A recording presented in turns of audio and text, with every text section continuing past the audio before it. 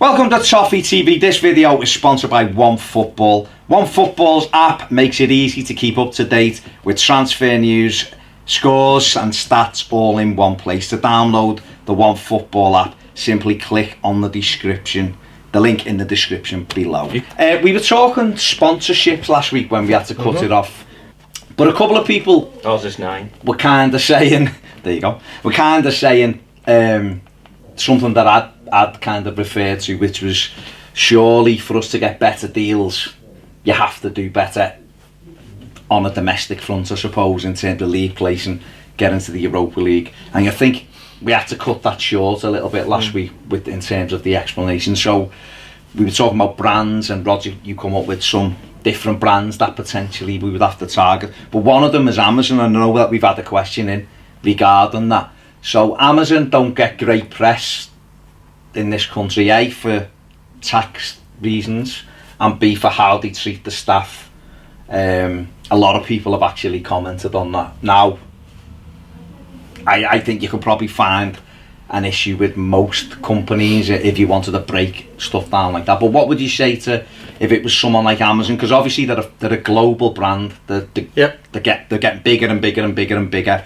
They're definitely gonna. You've already got football games this season. It's definitely branching out. If that goes well, the games that they've got this year, they've got games in December. Got a set of fixtures. So that's when the first round. One round of fixtures. Yeah, now if that goes okay, I mean that's a massive marker for them to just go and grab all kinds of rights for that. But what would, as an Evertonian, without your business hat on first and foremost, as an Evertonian, what do you feel in terms of the kind of the negative response, say, to Amazon, or the negative publicity it sometimes gets? Look, I think it's understandable, isn't it? Because brands like Amazon and Facebook for tax evasion and avoidance, whichever is the clever one. Whatever's reported. Avoidance is the clever one. And particularly Amazon, the way they treat the workers in the great big sheds they've got, and they haven't had good press. My point about looking for the next sponsor after Sport Pacer is it needs to be strategic, and there needs to be benefit to both parties. So if I'm Amazon and I don't have a great reputation and I'm looking to partner with someone, and I look around football clubs that's got a really good reputation, a really good community spirit and values and a strong charitable element, gee whiz, looks like a fairly good partnership to me. And clearly it would need to be strategic, and they say something and we say something and it comes together. So one of the reasons I'm quite uncomfortable with the Sport Pacer TV ad is not because we've got Sport Pacer on our shirts, because that's it, that's what they're paying.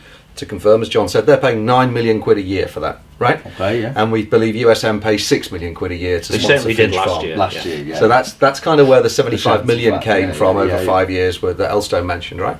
So we've got 9 million quid Sport Pacer on our shirt. When I see a TV ad with people wearing Everton shirts promoting gambling, that's taking that partnership to another level to me, where I think there's greater benefit for Sport Pacer than there is for the Everton brand. And in some ways, the Everton brand is being devalued by Sport Pacer. Yeah? Okay. Potentially. You could make that case. You could, Now, I'm looking for a new brand, a new sponsor potentially, that has a broad reach, that has a global reach and a global presence, that is going to make a difference to them. Their association with Everton is going to have a positive effect on their brand as well. And that's why I came up with Amazon. Twitter, I know you were only using it as a. No, but it's a very real challenge, and people's concerns are absolutely spot on. But then wouldn't that same argument then be applied to Everton, who are supposed to be a community-based club But that's the point, support, isn't it? Yeah, but aren't we then? Wouldn't we then be supporting Amazon? Are Amazon going to change the way they treat their workers? All agreements, right, are mutual, aren't they? And I think, Rodger, almost straight away, your answer was you could visualise why, if Amazon have sufficient self-awareness to think we have not being ignorant we have a public relations issue, the way treatment of employees and the like. How can we seek to redress that? Then if they wanted to do that through football, and they wanted to do that through the sponsorship of a football club, then you would go to the one who has the best perceived people relationships, which is presumably head and shoulders above all others, Everton, because of what Everton Community do. They then Unless you're West Ham. who think that they're the best at everything, yeah. but if they then approached us, I'd like to think our board, not just the trustees and the like of Everton in the community, would go, how does that fit in with our brand values? How are you going to change so you don't compromise our value of our brand, which is, whether we like it or not, the people's club? Yeah. And what are you going to do, Amazon? And that's where I think you were alluding to. You'd end up with joint statements which says, we're going to do this now. Yeah. Maybe Everton and the community go and help them with employee relations. Who knows? You know what I mean? Yeah. And they get that merging of, almost like sympathy and those things and how they work, and we get a load of money, hopefully, and we get global exposure. To me, it's less about the money; it's more about the exposure that it would come. And it's that global exposure. And if Amazon as an organisation have bad street cred in the UK because of employee, the way everything on the clock, whatever it might be, then they have that in other countries as well. Of course, and that's how you then help to spread the Everton brand by saying, well, Everton are working with Amazon in wherever it is, somewhere in the States, somewhere in Asia, somewhere in mainland Europe, somewhere in North Africa, wherever it might be. Yeah. And you start, and we talked about this on our podcast many times, haven't we? How you get an alignment in brand values. And what you're calling out here is perhaps a brand, because you should give some reference to the guy who asked the question. I will do. Because it's a really good one. That how it doesn't have to be binary. Yeah. They've got bad cred, let's not use them. Let's try and get their cred changed, Yeah. Through exposure to us, And, we are going to have a terrific, which we do have, charity and the like, which clearly takes money from the football club, to help it fund its good works and stuff. Then we should leave it that as well, the other way around. Yeah. There is no reason why the sponsor and the partner, as well as sponsoring Everton, couldn't make donations to Everton in the community. Absolutely right. They couldn't. Somebody like a more global brand with the football club could allow us to get the whole Everton in the community mantra out there, outside of the confines of the city region. And we do stuff outside the region, because we do stuff in Africa, don't we? We do, yeah. Everton in the community, I mean. Yeah. Kits for Africa. And we have people on site in Africa doing stuff, and it just means that brilliant work that Everton the community does could be done to more people. Exactly, and it was David Embleton who also says, it is a good one. He says, if Everton had the likes of Amazon as a shirt sponsor, how much do you think it would split the fan base with regards to the treatment of workers and the lack of corporate tax payments? So that was like his. I mean, David, what I would say is, how many people are using Amazon at this very moment in time? Yeah, I mean, I've Christmas, you mean? Yeah, exactly. I've gone and bought 4 things off them today alone, just for Christmas presents. Nothing big for me. For ease, no, yours is. You've got yours already, sort of. That's where you're getting your battery from. That's it. And that's the thing, isn't it? Is that we can. I think it's difficult. It's very, very difficult, because we can minimalise things sometimes, or we can choose to look at one thing and ignore something else. It's human nature, isn't it? We can bang on about them paying no tax, but I guarantee you that at the match tonight, probably 50% of the attendance will have used Amazon, and that's the kind of thing that you're working with. It's a good opportunity. You're spot on. You're absolutely spot on. It's a great opportunity for them to clean up their image a little bit, and it's a great opportunity for Everton. I think, like you said before, it's the money is never ever secondary, because that's what keeps us going. But in this case, the money is almost secondary, if you know what I mean, because it's exposure, and that's what we're after. But money in aggregate in this league isn't secondary. No, of course. But get an increased income indirectly because of the exposure that you get from a worldwide brand. Yeah. You wouldn't do it at all unless the net outcome is going to be you're earning lots more income. Of course. You just don't have to have it purely paid for by the company that sticks its name on. Let's move on to some questions. Specific one. Right, if we were to sign Gomes permanently, this is from Martin Watson, sorry. If we were to sign Gomes permanently, where would that leave us in regards to financial fair play, and how do we keep on increasing the revenue in the current climate to be able to increase spending? So I know it's difficult without knowing all the figures, but say Gomes is 50 million for argument's sake. Well, I think we've covered the areas where we need to grow the revenues. That's important. We talked that today. I think you can answer the detail on Gomes. The financial fair play thing. Yeah. Like anything, it depends. How much it cost, what period of time we can amortise it over. If he signs a long-term contract, but I think we're okay for the next year. It's more the potential impact on the wage bill. Yeah. The wage bill's the one, because I know that it's not the actual fees. The fees are nothing. Yeah, the wage bill. I think we're okay, mate. I don't think, certainly, which perhaps is where the question's coming from, are we limited in being able to get him because of that? And the answer's no. I think we just have to be careful, don't we? And it's like anything, we've got to keep an eye on. I know that But don't forget, it's a 3-year cycle. I know. Which was, I think we alluded to it perhaps half an hour ago. We were big, weren't we? But Marcel Brand, we're now 11th now in the Premier because of Rooney and so I suppose if we were to get rid of Morgan Schneiderlin and we were to get rid of Umanias, there's 180 grand. And if you were to get 25 million for Tom Davis, that would all be profit. I'm not saying we should. But player trading when he's a homegrown asset, there's money to be made in that. Yeah. And if Tom's not going to get a game, he'll go down the south coast and play for Brighton, maybe. He needs a loan, probably. Holgate needs a loan. Well, I think Mason's going on. Bruce Jones, if he pays again 60 million for Gomes on a 5-year, it's going up. A 5-year deal. Would it be financially prudent from a business asset point of view with the rise of player trading in recent years? His thoughts are it's fine, given 60 million in 5 years will be the equivalent of 20 million now. So if we bought him now, this is kind of what Marco Silva said in his press conference the other day. If he costs us 60, 70 million now over his contract, it won't. It's more like 20 million. I don't know how he was equating it, but maybe. Well, there's a huge amount of inflation there, isn't there? And again, we were talking offline before, and I think I did a tweet it earlier on. Richarlison's alleged value has gone up over 30 million euros in the last 3 months. Yeah. So when I was on Merseyside on Friday, that was part of the conversation, really. If you can get Gomes for 40, 50 million in January, but he continues to play the way he's been playing right through to the end of the season, what would he cost in the summer? That's the point. It's gonna be so your man there's perhaps saying, spend 50 now, and you save 20 for what you would pay if you paid in the summer. I think it's a strategic decision because they must have made it already.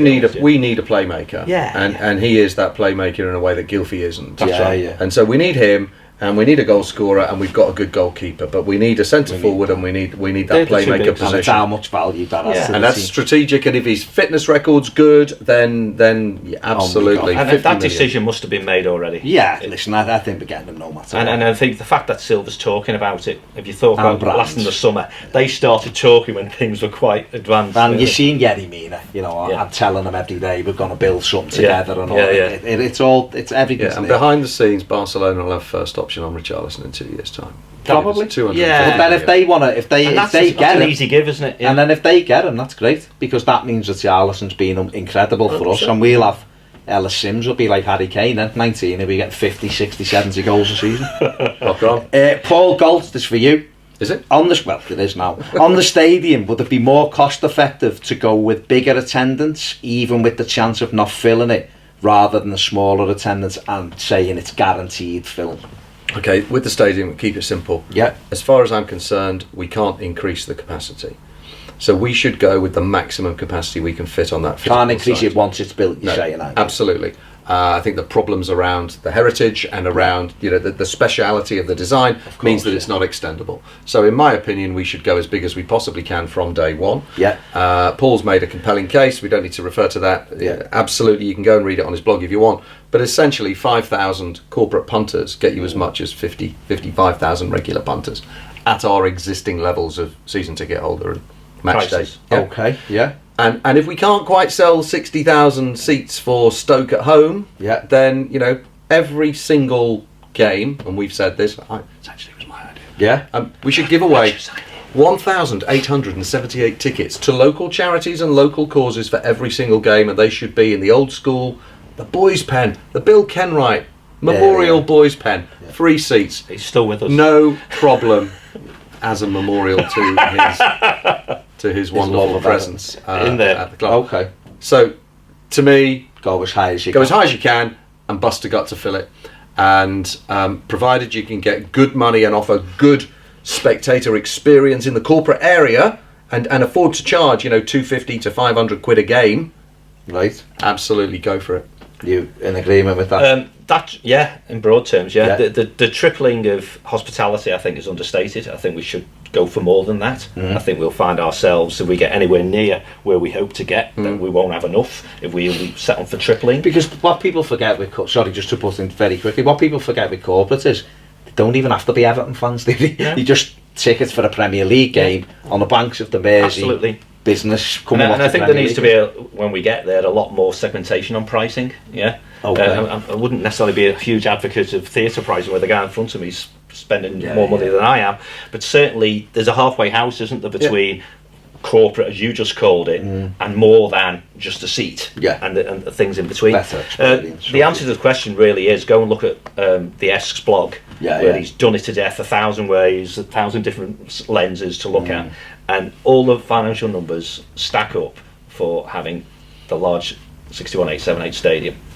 Okay, there you go. Daniel Conception, if that's your full name. Concepcion, it's an amazing name. Could be. It's an amazing name. Rodger, are Everton getting better at utilising the influence of foreign players, for example, Tosin, etc. Everton, Turkey, we've got a Turkish account over me.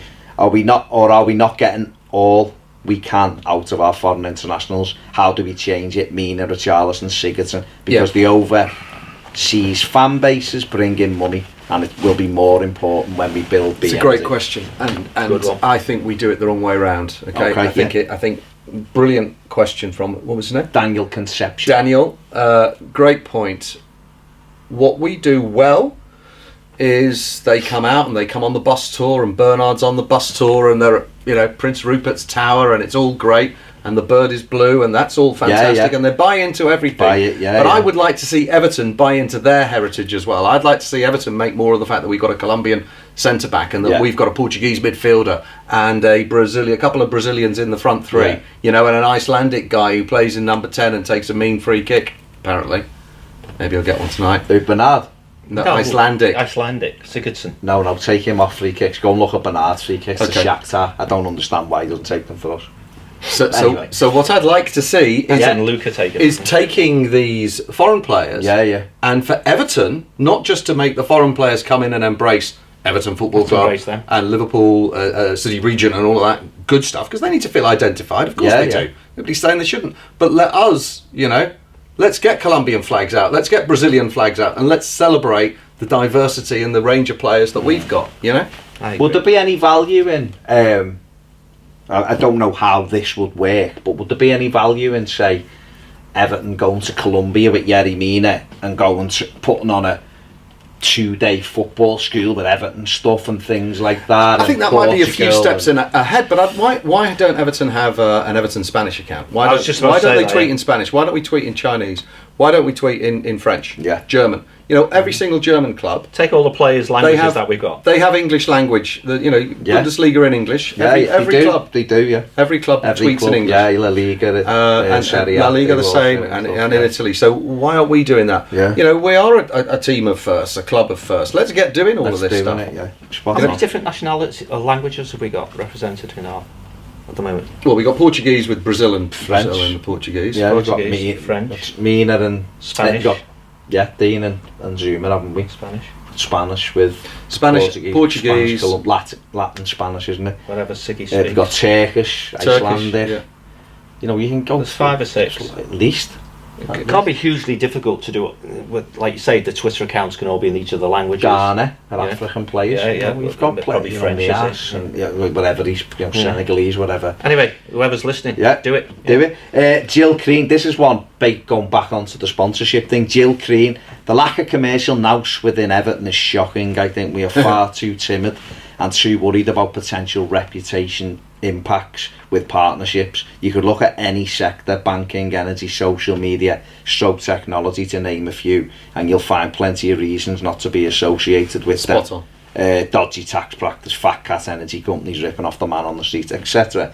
For me, it's about being brave enough to identify the right brand, kind of what you were saying, fit based on things like our family focus, youth development, sustainability, Everton in the community. Great. Have we considered a company like Siemens, who huge presence globally in energy and other industries, Given our stated focus on sustainability for the new stadium and an additional carrot, we could even be kitting it out with energy efficient lights, heating, etc. Sure, all that's going to happen. We need to be far more ambitious and realise the value of being a Premier League team with the history and calibre that not many others can claim. Jill, that's some fantastic... I think just let that stand on its own. Well done, Jill. Spot on. She's spot on. Yeah. I can answer the question, though. Have we considered Siemens? No. No. There you go. And what should we, Rodger? Absolutely. There you go, Jill. We should have a short list of 20, at least 20 we companies. can go after, yeah. You know, segmented into appropriate business areas and geographical territories that we are going to cut the best deal for them and for us, and we're going to do a beauty parade, and you know, we'll get the very best deal. There we are. And the observation I'd make about that, going back to what was said before, about we do things serially rather than in parallel and so on. How far out from the sports pacer deal ending do you think it will become a focus? 6 months. Because it should be right now. It should be now. But we're busy because we've got a stadium. Well, we spoke about when brand deals end, haven't we? Yeah, how far ahead and it's that sort of thing, really. Yeah, it is. You're right. Mark Sobel, just bear with me. These are a couple of big points here. So one of his. So just if there's a question, just keep hold of it and then answer it in a minute. How critical is it for us to get into Europe next season? Ultimately, we want Champions League, but both on and off the pitch, the Europa League qualification must be necessary for us. We'll give players like Zuma and Luckman guaranteed game time and a reason to stay, while opening up more commercial opportunities, as well as having a kit used primarily for European fixtures or even a separate Europa League sponsor. Does the growth expansion of our club depend on us reaching higher levels on the pitch, or can we grow economically regardless of where we end up?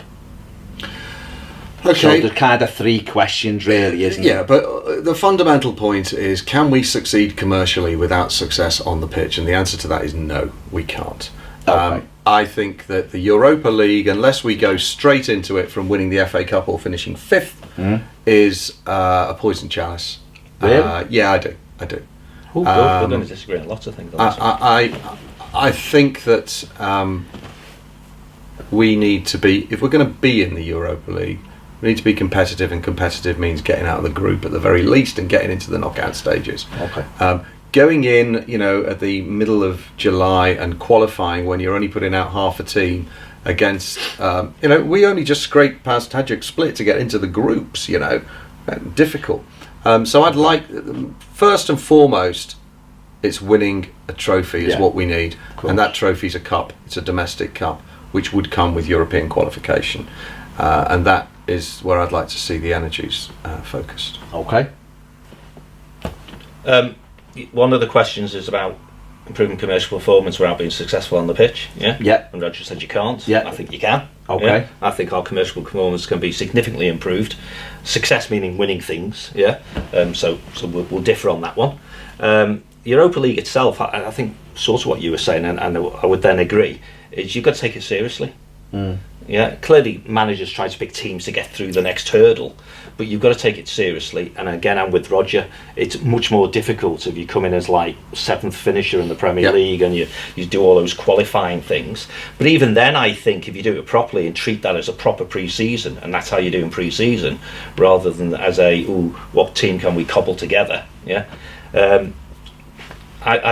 I like going away in European games, and I think the fans like it, and it's part of spreading the brand and stuff like that. I'd struggle to think many Everton fans are going to say, I'd rather us not be in Europe next year. I think the way you approach this is as important as anything. Well, and of course, the big prize for winning it is Champions League. Exactly. So. My thing with it is, I don't get that there's no point being in the Europa League. So we'll try to get in the Champions League. We wouldn't last 5 You will make money. No, we have to be competitive in the Europa League, is what I said. Yeah, because if it goes wrong for you, it can then knock you back a season. But what I'm saying is campaign. that I wasn't saying it to you. I'm saying that's what some people say. Yeah. We don't want to play Thursday, Sunday. We'll play Wednesday, Saturday. Yeah. 3 days. It's how it's your mindset. Saturday, Tuesday. Exactly. That is a mindset thing. But it's squad depth that makes the difference when you're in the Europa League.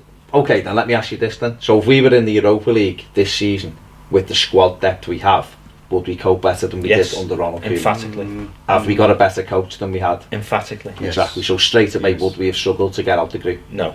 Because that group, with Lee on the side, that group was easy. Yeah. He wasn't committed to it. He did what he did when he was at Southampton. Exactly. And when he went out every qualifier in Southampton, he was gutted we got through, I think. He wasn't interested. He wasn't interested in it because the Premier League to him was that's why the Carabao Cup he gave away. Yeah. He made 8 changes when we were flying, and it knocked us. We won 1 in the next 10. After that, with Norwich beat us at home. That's right. So I know what you're saying, and you're absolutely right if you're going to go in and start messing around with the team. But what Koeman did wrong was the pre-season games preceding it.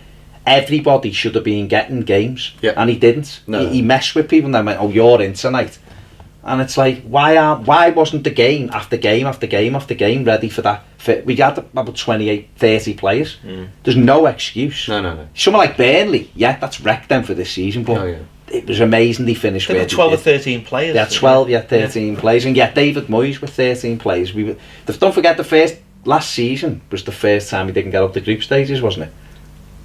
In the ones we've been in, I don't think we've ever gone out the Europa League previously without the groups. Moyes always took us into the. Well, we had penalties with Fiorentina. That was a quarter. That was the. Was Kiev a knockout or was that a group? Kiev was a 2 legs. Beat them at home. They beat us away. Martinez. And that year, everyone thought we were going to win it because we were flying. It was just that we didn't put them to bed at home when we should have done. That's right. True. So under Moyes, we were always do all right. We got beat by Fiorentina, but in terms of the way we played, we had some great trips with Moyes as well. So I think if you've got the squad, I think this squad will cope quite comfortably. I'm not saying win it, but I think it cope quite comfortably because the better footballers you have as well. Europe's all about being able to play. As a direct route, i.e. through your league position, and I don't mean some other teams won the FA Cup or anything, but finishing 5th, I guess, yeah. So finishing 5th or winning a cup, a direct route into Europa League, we should be intended to do that every single season. Course. Yeah. But if it's 7th, until we're in the Champions League. If it's 7th and it's the end of the July, take it. So be it. We're supposed to have an unbelievable under-23 side. So if you can't take 3 of those players and put them in at that level, I mean, let's be honest. If Koeman would have had us ready when we played Bruges and Berroch, we'd have beat them 7-0 at Goodison. Anyone else would have battered them that night at Goodison, and yet we sat there going, I'm a bit worried here because we won with a deflection from Baines when really them kids weren't good enough. Our 23 should have been able to put them to bed. That's true. Sure. And if you build from that point, then it becomes easier. But you're right, it's a difficult one. But I think we have to be in it because I would argue all day long it's easier to win the Europa League than it is to finish 4th in the top 4 at the moment until you get a level of player that is so good you can play Newcastle with 10 men behind the ball and beat them 5-0. We're not at that level, but Europa League, really? Who knows? We're not, are we? Quite clearly. But yeah, I understand all your concerns though, Rodger. The other bit from Mark, because he literally done an essay. When it comes to marketing and sponsorships and all the rest, Everton are always so far behind. Why? Are the people in charge not young enough or forward thinking enough? The way PSG run their PR is what I would look to. I mentioned this before. Great social media, insider access on things like Snapchat, much more accessibility and promotion to their channels in foreign languages, what you two said. The modern day global brand, and we promote ourselves like we are a small little club from the north of England and nothing more, when we should be striving to be one of world football's elite. We're definitely not there yet on the pitch, but that's got to be the ultimate goal of Mashiri's project. I don't think we even need to answer that. That's everything you've said. It's what we've said, but coming back to the very, very first question, is it because people aren't young enough or we haven't got the skills? My contention is because we haven't really got the clear strategic direction of someone pressing that accelerator button and demanding more and more and more and more. Say we have, right? Say we have, but the issue could be that you mentioned it before, technological, the technology. Why aren't we embracing that? Say we just haven't thought of having someone, I don't think, and I might be wrong, but judging by what you see and what you hear, I don't think Everton treat technology the way it should be treated. We don't make the most of it, whether that's because we lack the skills within or whether it's because we lack the ambition and the desire and the confidence to use it more creatively. I don't know. I do. Okay. I think it's that. Yeah. And I think, we need to talk next time about the Chief Engagement Officer, because that's what it's all about at the end of the day. Definitely. And I don't think it's an age thing, by the way, to answer the question. You don't? I think it's the things Rodger's been saying about ambition and vision and those sorts of things, and confidence. Last one. from Cumbrian Toffee. We know this guy. As much as he admires you two, that's what he said. As much as I admire John and Rodger, I can't agree with them. This is on the sponsorship next week. Okay. Where does he live? Get him in here. Cumbria, obviously. He's a nice lad, Mark, actually. I think you'd only have to look at the successful period we had under NEC sponsorship deal. It's simple for me. If we're to aspire to major brands in terms of shared sponsorship, we have to start winning things to become relevant. We need to be successful on the pitch. This is what Rodger's just said, actually. And I'm afraid that is something we've not been in a position to aspire to. In short, once we start winning cups and regularly challenging for the top 4 and playing in Europe, we will be in a far better position in terms of attracting major brands. Rodger's just kind of said this. You slightly disagree with. If you replayed what Mark said, you're basically saying, joining together with what I said, this league's about money. Yeah. That Shower's wage bill is 50% higher than ours.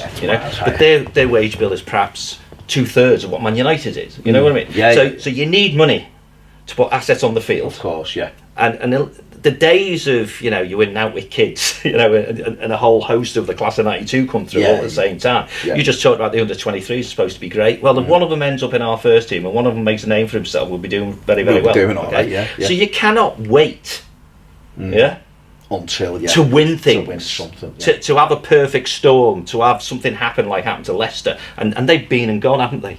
We just talked about shirt sponsors. This is amongst the lowest. They were clearly in the middle of a contract when they won the goddamn league and had a good run in the Champions League, so they couldn't exploit it. So I'm a huge advocate. If we have the right people doing the right targeting in the right way, we will increase our commercial income, right, to make what we've got now look poor. Clearly it'll get even better when you start winning things. But the reality for me, we won't get a huge amount of extra commercial income because we win the League Cup. We won't get a huge amount of extra commercial income because we win the FA Cup. We won't even get a huge amount of extra commercial income just because we're in the Champions League. It's when you're in it every year, every single year, and that itself brings income. So yes, it's laudable to say when we win things, the commercial deals will get better. Well, they will, but unless the commercial deals get better, we won't win things. Because it's all about chicken and egg. There's undoubtedly a chicken and egg. Absolutely, it's all about money at the end of the day. But you've got to talk the talk almost before you walk the walk. Absolutely, And that's when I talk about caution, or when I said cowardice. Absolutely, That's what I mean, because we are still. I thought it was great that we lit the birds up blue. It was funny, but okay. It's done, isn't it? Can we move on now? But it got national TV coverage. I thought it was brilliant. That was actually only because Anthony made the final 4 of the final 3 of the X Factor. I thought it was brilliant. I thought it was very good. And it's good, and leave it lit up like it is. And it's fine, but it's small. It's small time. It matters to us that the bird is blue and it's on their crest, and can we have it back? Fine. But what matters? What matters is ambition. It does, yeah. And you demonstrate that ambition by going out and signing a 5-year sponsorship deal with NEC. I mean, I said it. Remember last time? I said it was the best sponsor we ever had. I was going to say when he's watched your last one. Rodger, whether it's Twitter or whether it's Facebook or whether it's Amazon or whether it's Siemens or whether it's the biggest wind farm company in the world. It's a sea change. Whoever it might be, let's go and get a bloody big one. A significant name, not necessarily the monetary value, which is what we said last time. May take us to 15-20 million. It's not going to get us to 35-40 in one fell swoop. But let's make that as a statement so that then we can charge more for the jolly old sleeve with Angry Birds, and then we can have these global partners around the pitch, proper little hoardings for each of them, and you go from there. But you have to speculate to accumulate. In business, you have to speculate to accumulate. You have to really back your judgment. Definitely. And Farhad Moshiri is absolutely welcome, and he's made some really significant changes. But what I want to see is that ambition. That's what's driven him to make the success of his business. I want to see that ambition burning through the board so that they're actually really, really, really sweating to really, really hit their targets and deliver. Should achieve them. And not not keep telling us about houses that we've bought for £250,000, which in itself is great and wonderful. It's fantastic, but that's it, isn't it? But it's not a multi-billion business. We need to compete with huge global brands here, and we have to show ambition to get anywhere near them. And I suppose we've seen just very quickly on the playing side, we've seen that this season. We've brought in half a dozen players who are much higher level. You get what you pay for, Baz. You get what you pay for. And all of a sudden, we look like a much better You get what you pay side. for, and what we paid for was Marcel Brands, Yeah. Final point. Yeah. BAU, business as usual, is about transfer windows, trying to bring players in, and so on. Eventually, if you have a number of transfer windows where you've spent 50, 75 million pound on single players, and don't forget that shower across the way, they slapped the money down while Suarez was going out the door. Yeah, of course. Coutinho was going out the door. So player trading is vital, and it's part of what you do. The biggest opportunity for this football club to demonstrate all the things Rodger just said is Bramley Moore. It is.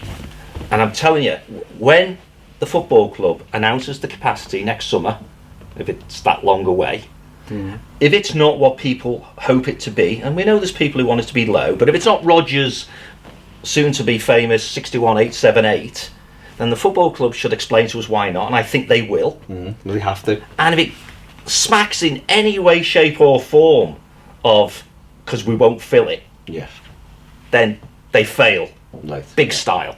They fail, period. And that flippant build it and they will come, that's the sort of risk-taking ambition that we're talking about, because I think the risk is relatively moderate, but it makes a statement, and when the thing looks drop dead gorgeous, we'll all be pleased. But if we get a drop dead gorgeous stadium of 52,000, we've missed a trick. Of course we have. We've missed a trick.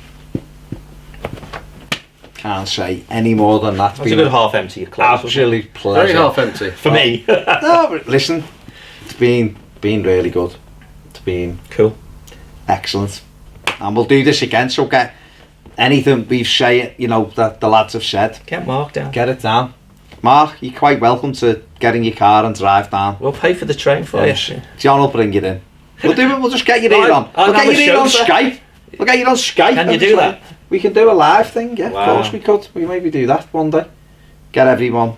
We'll set it up and we'll do a Skype call and they can... Skype Q&A. Or a Q. Yeah, well, we can do a hangout for our patrons. But we'll record. You'll have to record it at a sensible time. Yeah. Well, listen, I'm here all day. It's him. It's him having to travel 400 miles to be here. That's Skype. Commitment. That's commitment. If it's a match day, you'll be here. If it's not a match day, you'll have to do Skype. Big thanks to John. Cheers, mate. Big thanks to Cheers, Rodger mate. again, super, for coming in. Here you go. We've discussed all sorts there, haven't we? Football, money, the club. If you're watching, they told you what to do. I've told you what to do. Do it. Dead easy.